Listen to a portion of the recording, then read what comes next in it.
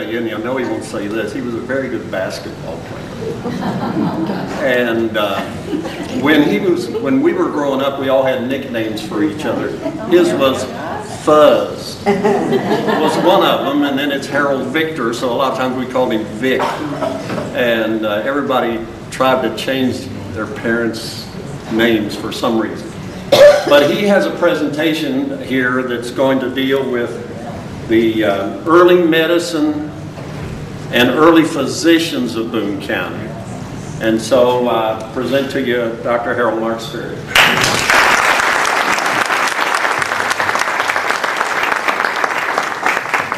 Thank you. Good evening. I want to thank the members of the Historical Society for giving me the honor to discuss early medicine and dedicated physicians in Boone County. I feel like history student lecturing to history professors. Can you all hear me in the back okay?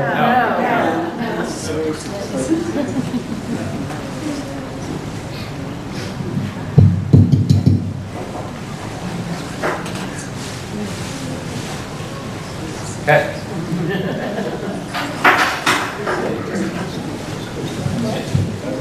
I'll just have to speak louder. Do you hear me better now? Okay. The first physician I ever met was Dr. Gladys Rouse, and she delivered me on 21 the Shelby Street in Florence, and that was 1936. Short time period, I graduated from Florence High School, which was right around the corner, and I think the Boone County school system did a great job. I'm real pleased with my education. Another period, I graduated from the University of Kentucky Medical School in 1965. My brother, William Markesbery, graduated in the first class in 1964.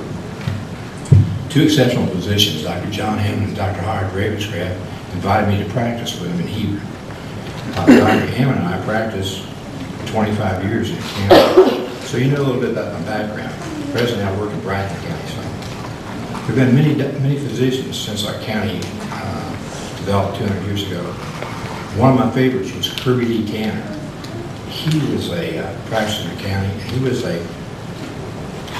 probably a brother of my great-great-great-grandfather Frederick that came from Virginia. Now, Michael Rouse will probably know about that, how many greatnesses there are, I'm not sure. Another Tanner physician was Bobby Tanner. Now, Bobby was a pathologist at St. Luke for years and years and years. I think that the medicine that was practiced in the past was much more interesting than me just naming the names of the physicians. So that's what I discuss. I also discuss the kind of practices that they had, the best I could find.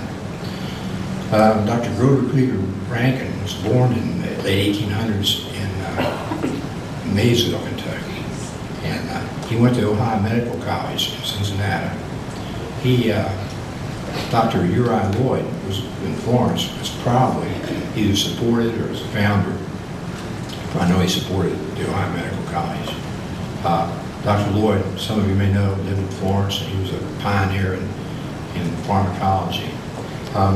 Dr. Rankin started his practice in a place called Sardis, Kentucky, 10 houses across the road. Probably under the influence of Dr. Rankin, he moved his practice to Walton, and was quite interested in the Medical Society, and actually gave a paper to the Boone County Medical Society, and it was in 1912, and the paper was on creatinism. Now, creatinism, let's try it this way. Creatinism is hypothyroidism in an infant, whose mother was hypothyroid or had a goiter. As you see, I guess you can see, the goiter is rather large in this particular. This is a photograph I found. And of course, this is a picture of the baby. Now, these babies are large with characteristic faces, edematous bodies, and they're frequently mammally champ deficient. The newborns these days are by law tested for hypothyroidism as soon as they're born. Dr. Rankin treated this baby with injections of sheep thyroid from the Armour Packing Company. Armour went on to purify and desiccate beef thyroid and make it into something called thyroid USP, which is a pill that you take. This was used up until, to treat hypothyroidism, up until about 2007 or something. They took it off the market. Synthetic thyroxine, which is Synthroid, is what's used today. And some of you here may use it. It's to treat hypothyroidism in people whose thyroxine levels are low. Now, years ago, Kentucky was what was called the Gordon Belt, which is an area in the South which didn't have much iodine in the soil. So consequently, a lot of folks had goiters. How many, I don't know, but there was lack of iodine. And I think that's probably why iodized salt, you all remember Morton's iodized salt? I think that's why that was brought out, to help those folks who didn't have much iodine in their foods. Toward the end of Dr. Rankin's career, he did physicals for young Boone County males that were going off to World War I. He worked for the War Department. The War Department's name's been changed to the Department of Defense because it sounds less aggressive. The War Department sounds very aggressive. There was another doctor, Dr. Chrysler. He was a surgeon and operated on many people from the county. He probably lived near Taylorsburg, I'm not sure. There was a beautiful Chrysler Farms down there, been there for years and years. That might have been his family, I'm not sure. But he gave a paper, he was really interested in something called elephantitis. And he gave a paper to a medical study in 1912 about elephantitis. Elephantitis is a disease of the lymphatic tissue. They get obstructed, and the legs, the lower extremities swell, massively swelling. And the legs look like those of an elephant. That's why it's called elephantitis. Now, this is a slide. I got medical school in 1964. This is about a parasite called Bucea ventrum. It doesn't happen in this country. You don't have to worry about it. It's only in Africa, maybe South America. What happens? The parasite lays eggs, goes to the mosquito. The mosquito bites the human, goes into the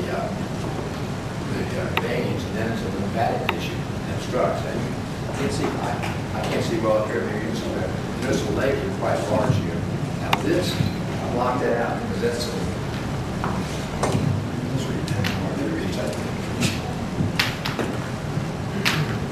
anyway, I blocked out the bottom because it's kind of a scene. Show you another picture.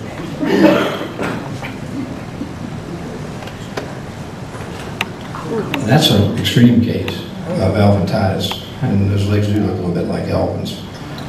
Like I say, you don't have to worry about it, it's just bacteria. They don't exist in this country.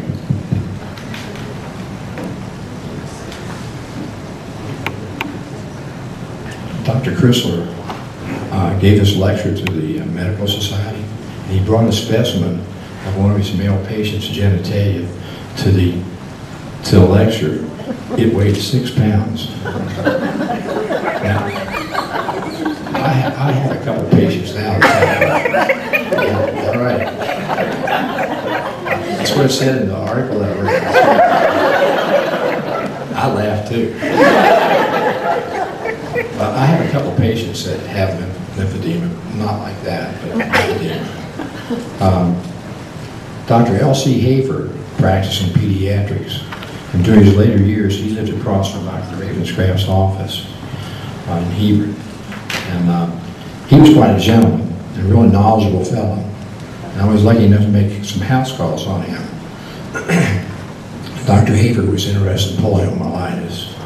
Now, poliomyelitis, some of you probably don't realize it, but it was a really severe epidemic virus back in the 40s and before that. The virus attacked the spinal cord and the brainstem, which is a real problem.